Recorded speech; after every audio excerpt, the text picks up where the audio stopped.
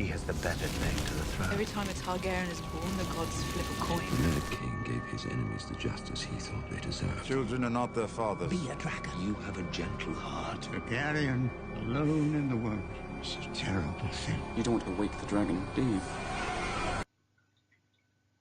Welcome, Throne fans.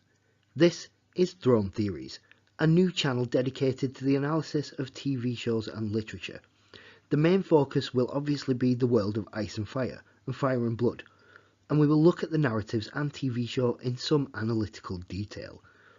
I wanted to wait until the whole thing was over before I analytically ripped it apart, because now that we have the plot trajectory of each character's journey, we can look back with a whole new perspective.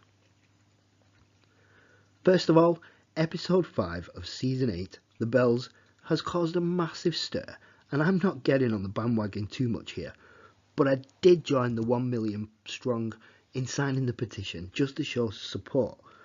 I don't think it'll ever happen. I just did it because I genuinely would like to watch it all over again if they decided to do it. But in defence of D&D, they only portrayed the plot that GRRM himself presented them with. The twists and turns could have been allowed more time to develop, I agree, but the endgame was always ultimately going to be the same. Being a Daenerys fan, I'm surprisingly happy with the ending, and how well it was portrayed. Yes, it was rushed to that point, but I thought it was awesome. The first video is going to be based on the white horse symbolism used in the series. White horses appear to specific characters in Game of Thrones at specific moments, hinting how the entire game will end. Looking at such parallels in symbolism will show us why Daenerys burns King's Landing, and why the best player of the game is Brandon Stark.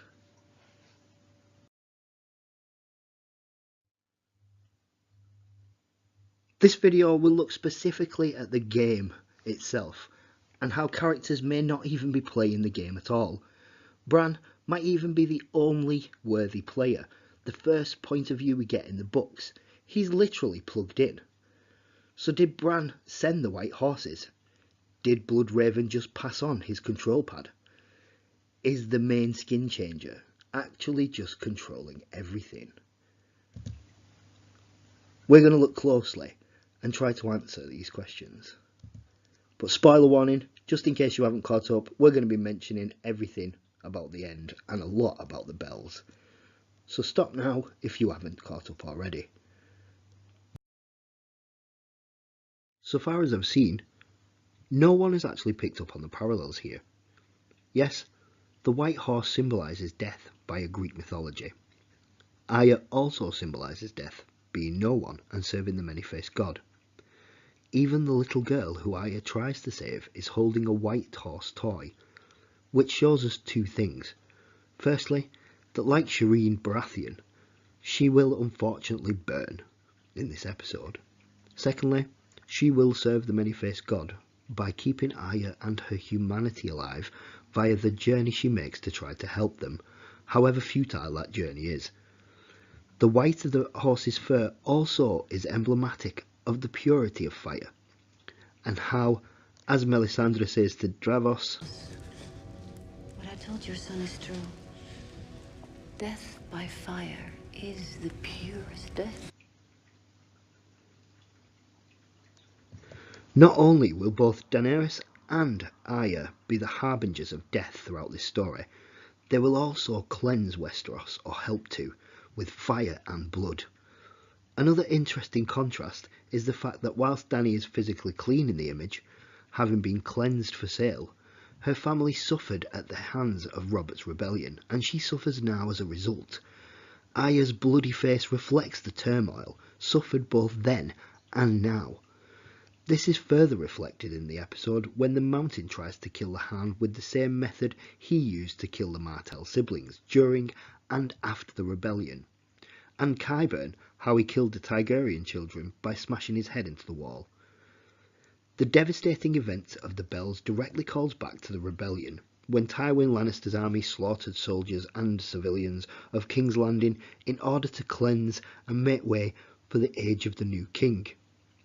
The time period in which the story is set means we cannot view it from a modern perspective.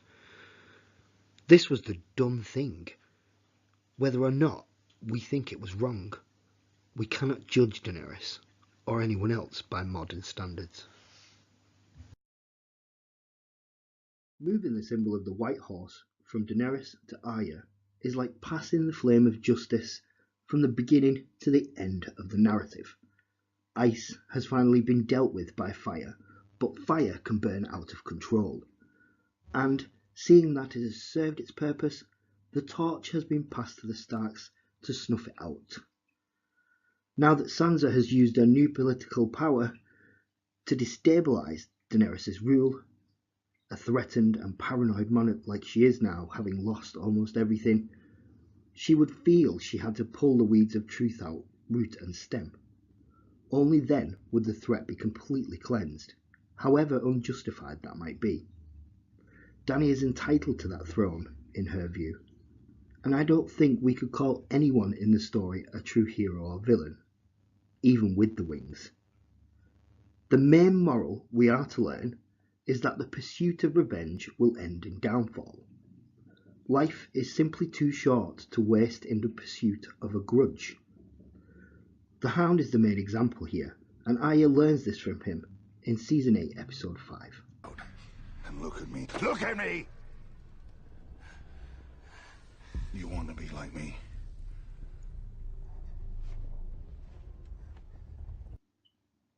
Ironically, whilst Dany is being driven solely by hers, burning everything around Arya and Cersei, who are ultimately driven by their own as well. Like Dany, Arya has sought out revenge from the moment she saw Ned's head chop, and Cersei lives to avenge the wrongs she and her family have suffered at the hands of other people. They both meet horses, Arya and Dany, guiding them to a better future. In order to get there, though, a lot of people unfortunately have to die, innocent or otherwise. We cannot forget that Arya has never been deemed mad, although she has wiped an entire house off the map, and the whole army of whites thanks to killing the Night King. The characters clearly mirror one another, and symbolise the need for the death of revenge. All that is to be left is justice, because even too much honour can get you killed. And, as Dany in the show has harshly decided to meet justice with justice, she fulfills her purpose, fighting ice and then fire with fire. Now that fire must go out. What better way to extinguish Dany's flame than to bathe it in snow? Very bittersweet indeed. Most of the characters seek revenge at one time or another, and it often tips them over the edge. It encourages bad decisions, and you cannot, as Dany says, control it or what it does to people. There's only one character in the entire show who has actively disregarded and dismissed revenge altogether, even with the ability to carry it out. Bran. And I'll come back to him shortly. But as many on here have already stated, and I believe myself, Dany was destined to be a villain, and has acted irrationally at times. Burning people alive and feeding them to her dragons is but one example. It was just more accepted in the East. The journey her character makes is conflicted, built on fear, exile, revenge, and entitlement. To take what is hers with fire and blood was always the way it would go. Foreshadowed way back in episode 1 of season 1, and at the beginning of the books when she steps into a scalding bath of hot water and doesn't even flinch. Many of us just wanted different. George R.R. Martin would never have given us what we expected though. We expected and were led to expect more mercy from the Breaker of Chains. So he subverted those expectations purposefully and successfully. In the Game of Thrones, no one is a clear villain, nor is anyone a true hero. All characters are flawed, or at least their arcs are. Take Missandei's story. She ends up right where she started in the first place. She is practically born in chains, is justifiably freed by Daenerys. But then by the end, unfortunately, she dies in the chains she was born in. This was the type of thing that was his goal. Fantasy is a genre that has always traditionally had clear lines between good and evil. And this is the opposite of what he wanted to write in the first place, and why we got what we did in Season 8. Even the Hound's arc is subverted by the end. He emerges the hero. After beginning as the child-slaughtering sword of the prince in Season 1, that by Season 5 we were all desperate to see dead. Unfortunately for us, the endgame came too suddenly. We didn't get all the character development that led to the burning of King's Landing to make it rational to us. So it was a bit more of a shock than it might have been if we had. However, I wouldn't say that Dany is the Mad Queen either. How can she be? She's always expressed a desire to break the wheel. Once the wheel was in sight, symbolically, the Red Keep, she moves in to cleanse the city with the fire that she was bestowed. The wheel will be obliterated, but that wheel is a wheel commandeered originally by the Targaryens. Like a Dark Phoenix, and Dany herself in Season 1 and the finale, the city will burn and be rebuilt from the ashes. She cleanses it and thereby serves her purpose. She has been led all the way to this point, melting ice long enough for the Night King to be dealt with, and she does not break the wheel.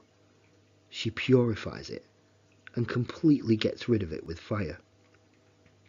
Although now, Dany may not be the appropriate replacement, she was the tool necessary to root out the old ways, the rumours, the whispers, the entitlement, and the change the rules of the game forever. This was foreshadowed again way back in A Game of Thrones. We learn that she feels fire is cleansing.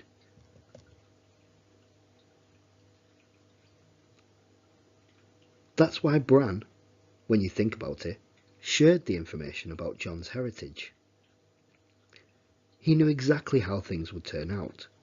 Sansa, now a major player in the game, would tell Tyrion, who would tell Varys, and, the very least, he would plot against her and shake the foundations of her claim. Emotionless, Bran doesn't even want anymore, like anything. The only purpose he has is to move the players on the board. He's playing the game, and has been from the very moment he walked into the Bloodraven's tree. And he does so very well. Sansa is good, having learned from the best throughout her journey, but she's not plugged in like he is. Sansa is one of the many pawns controlled by the main player, but she is player too, essentially. She is fed information just as Arya was gifted the Valyrian steel dagger, to effect an outcome. Bran would have the detachment from humanity necessary enough to put his own sister in the path of the deadliest entity in the show, to sacrifice Theon, push him by telling him he's a good man, to buy time for his sister to get where he needed her to be.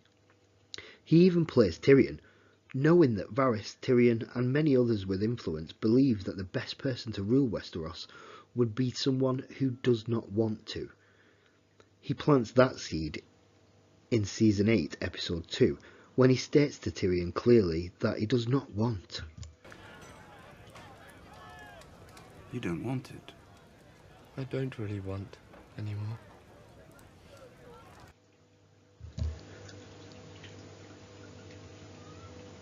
Making him the ideal candidate for the throne. YouTube channel Fire and Blood, and I suggest you check it out, explains the possibility of Bran even controlling Drogon, or even Dany in Episode 5. I have a vain hope that he's right and believe he has a point as well. We never see her face again after we see Bran's vision of the dragon shadow over King's Landing, so it is seemingly possible. We also know that he's capable. He's like the opposite of the Night King. If he can raise a dragon, then it would be reasonable to assume that Bran can warg one. Either way, he can warg a mentally broken person, which Dany is by the time the bells happens, and then control a dragon indirectly.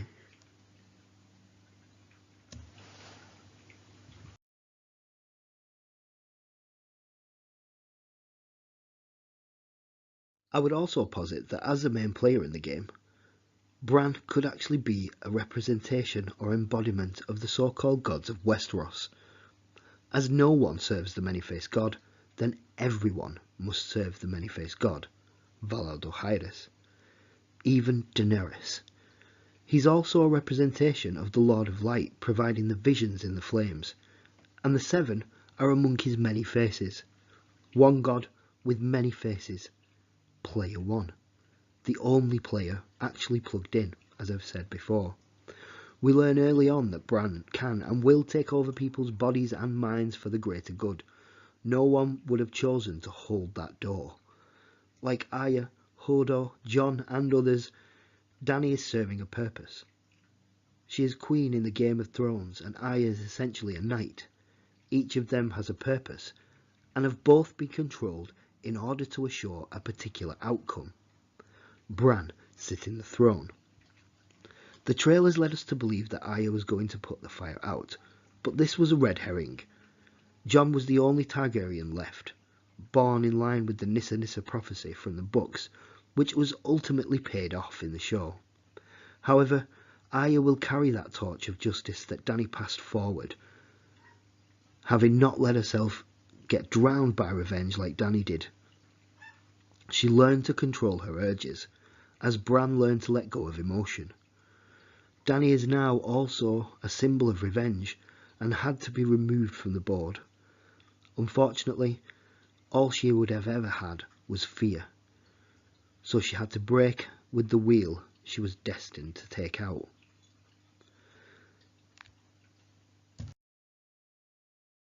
Parallels between these two appearances of the White Horses at the beginning and at the end of the narrative, and the characters that they each meet are striking. They allow us to highlight connections between both Arya and Dany and both their journeys. If the White Horse marks the beginning of a journey, then it can also emblematise the end of one. As Dany's journey of justice ends, Bran passes the torch to Arya, who will carry it west of Westeros. We even get the image of the sun rising in the east above them, not only signalling the sun chariot, but also facing west, where she's heading. The horses signal the end of the two character loops. Dany's journey began where Arya's now begins at the end. Dany, no longer the innocent girl she was, has come full circle from saviour to villain, breaker of chains to the Mad Queen. Arya has also come full circle from deadly, vengeful assassin to life-saving evader of death. The horse reminds her and us that we cannot escape ourselves. The horse appearing to Arya seems like a beacon of light to a lot of people, but actually it's a reminder that she serves death, and that any attempt to control her own fate or that of others is futile. Riding away only to return in the time for the next episode is obviously her acceptance that although she tried to take the path of virtue following the conversation with Sandor, she cannot escape who she is. Neither did he, and neither can Daenerys, as she flies off into the east. Thanks for listening. If you made it to the end of the video without actually getting bored and turning it off, click like. If I get a few, I might make another one. This has been Throne Theories.